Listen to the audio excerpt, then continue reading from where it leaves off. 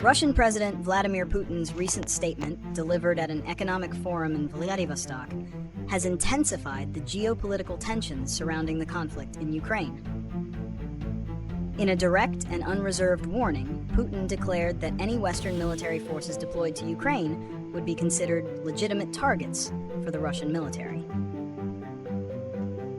This pronouncement comes in the wake of a summit where 26 nations, led by France and Britain, pledged to provide security guarantees to Ukraine, which could include a reassurance force of international troops to be deployed after a ceasefire or peace agreement is reached. While Western leaders have been clear that these troops would be for post-conflict deterrence and not for frontline combat, Putin's words deliberately blur this distinction, framing any foreign military presence as an act of aggression that would invite a direct, kinetic response. The core of this issue is a fundamental clash between Moscow's and the West's visions for Ukraine's future security, a point of friction that has been a central cause of the conflict from its outset. Reasons and analysis. Putin's threat is not an idle one, but a calculated move rooted in several strategic and political objectives. First, it serves as a powerful deterrent. By issuing a direct and unambiguous warning, he aims to sow discord within the Western coalition and discourage countries from committing troops to a post-conflict force.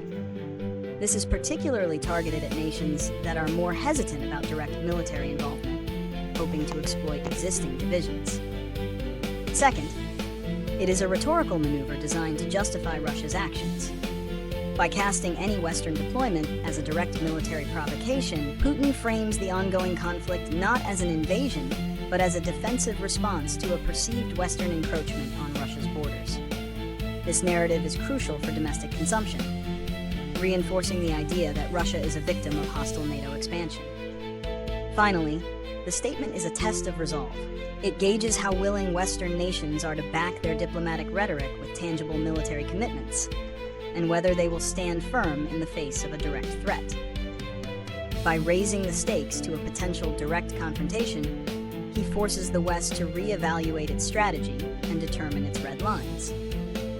From a legal and strategic standpoint, the situation is murky.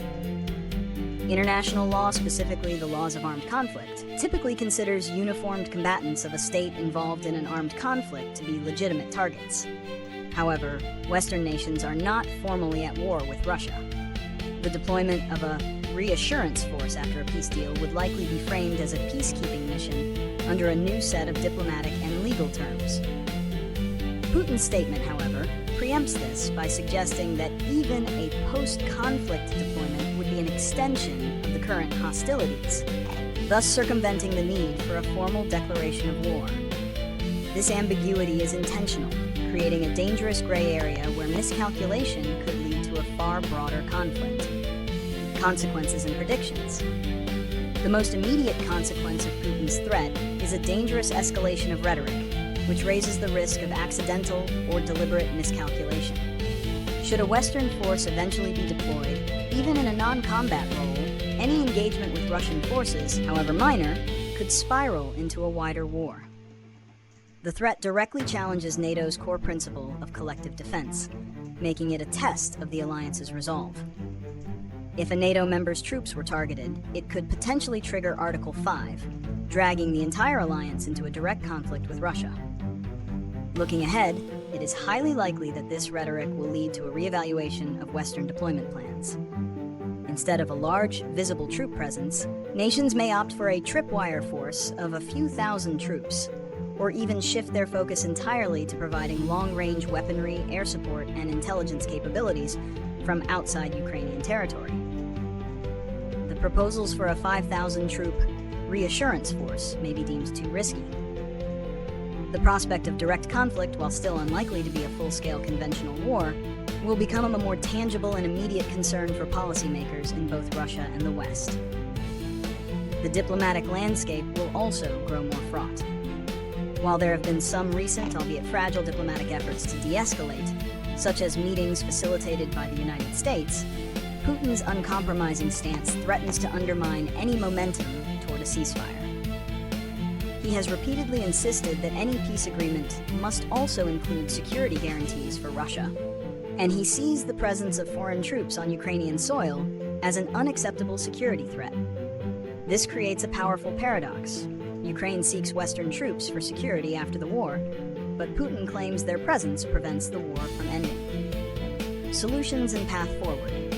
Navigating this crisis requires a multifaceted approach centered on both deterrence and diplomacy. The West must first and foremost maintain a united front. Any signs of division or wavering commitment will be exploited by the Kremlin. A unified, clear message that a military response to any attack on Western forces is a certainty, even without a formal declaration of war, is crucial to prevent miscalculation.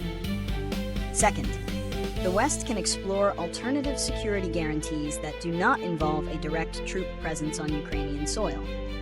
This could include a robust air defense umbrella covering Ukraine from neighboring countries, continuous satellite intelligence sharing, and the permanent basing of powerful, long-range weapon systems in Poland and Romania, ensuring that any future Russian aggression would be met with an immediate and devastating response. Finally, diplomatic channels must remain open, but the terms of engagement need to be clear and firm. The focus should be on creating a framework for peace that is both equitable and sustainable. This may require an international forum, perhaps under the auspices of a neutral third party, where both Russia's and Ukraine's long-term security concerns can be addressed transparently.